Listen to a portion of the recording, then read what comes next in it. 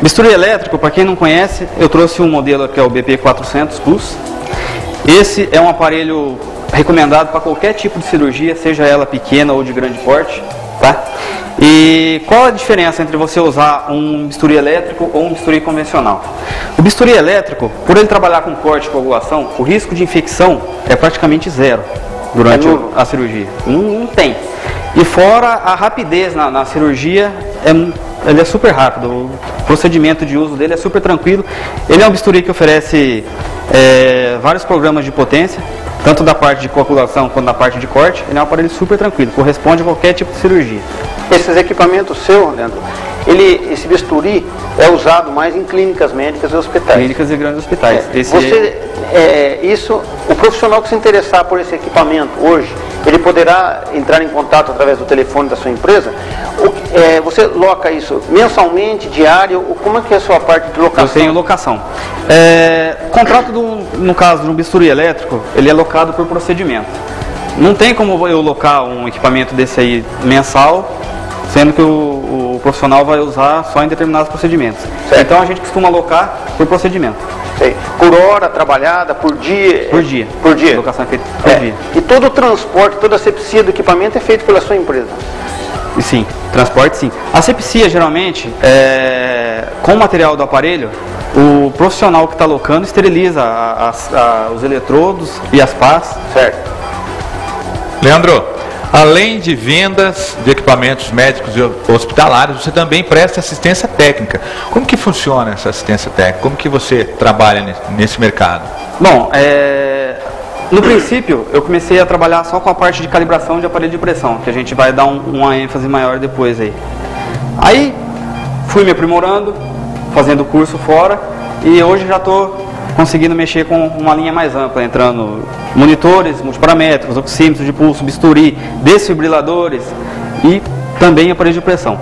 Na parte odontológica também, eu faço manutenção em canetas de alta e baixa rotação e também em autoclaves. A minha empresa hoje em dia também realiza testes biológicos em autoclaves. Leandro, como que é a calibração de um aparelho de pressão? Você pode nos explicar com mais detalhes? Eu trouxe um aparelho desmontado, sim, para o pessoal ter uma noção aqui, mais ou menos, de como funciona. Pode ficar mais aqui, por favor, Leandro? Isso aqui. Vamos mostrar, Fábio. Aqui está um aparelho de pressão desmontado, um reloginho desmontado, tá? Como que funciona a calibração? A calibração é feita com esse manômetro aqui, ó. Quer que eu ajude aqui? Faz favor. Vamos lá.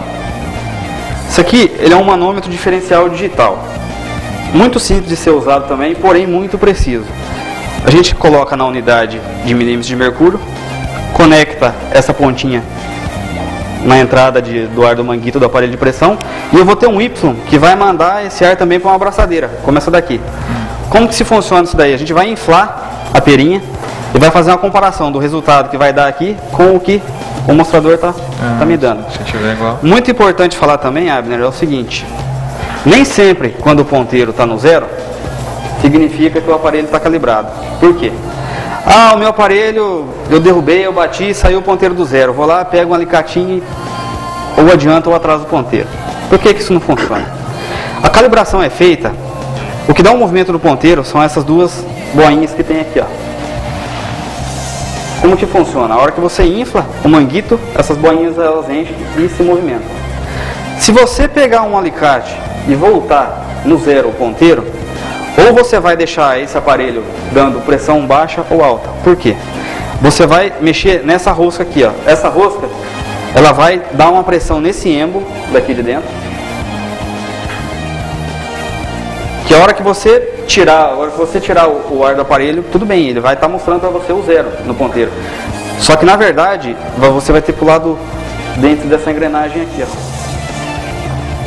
Olha, pessoal, vocês estão entendendo a importância de se fazer uma assistência técnica nesses equipamentos?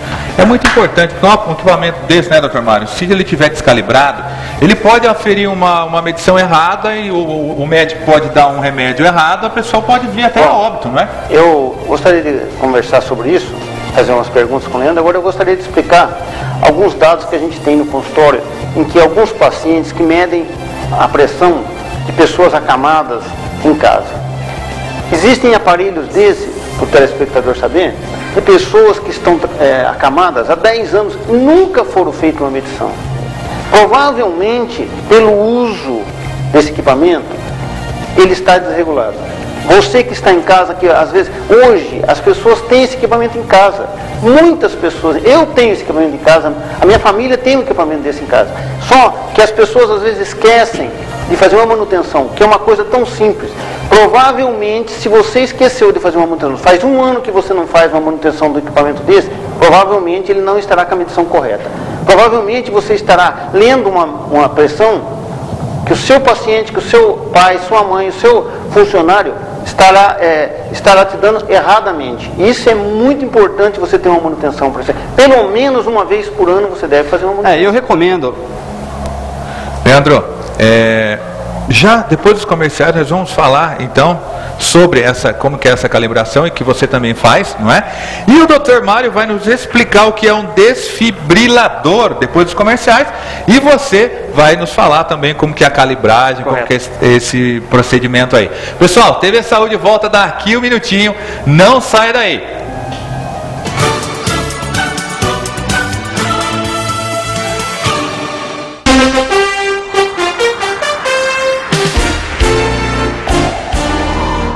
ABN TV, o melhor de Ourinhos para você.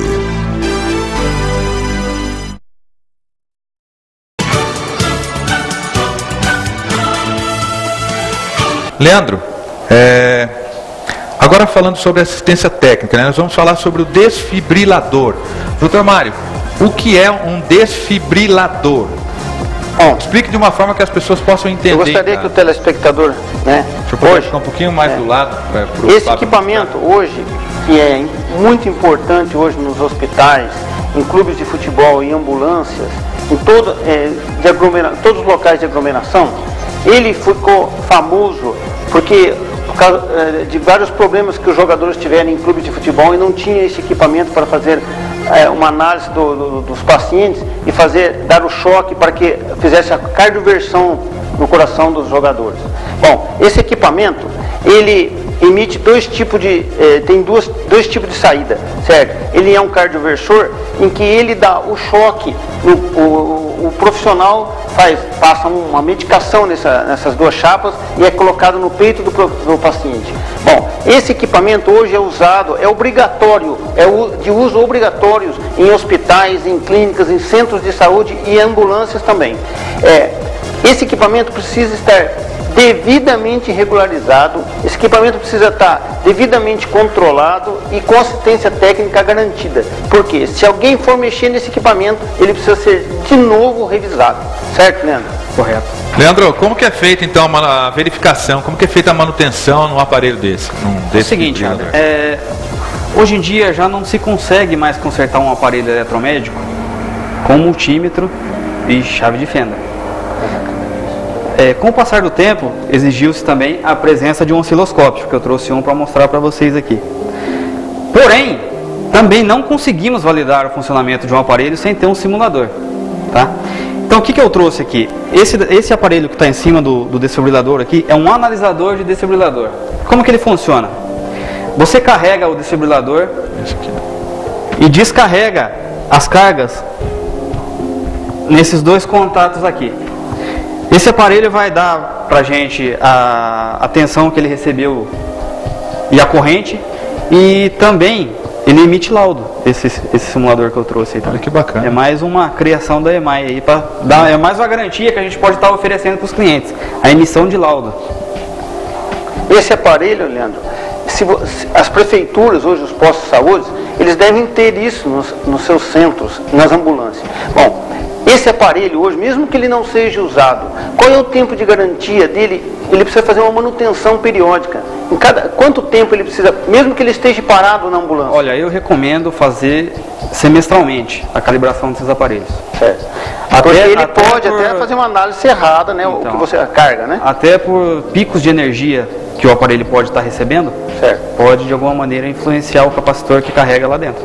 Leandro, os monitores cardíacos, acredito que eles também precisam de alguns cuidados, né? Afinal, são equipamentos muito importantes. Tão sensíveis quanto. É verdade. Quais são esses cuidados?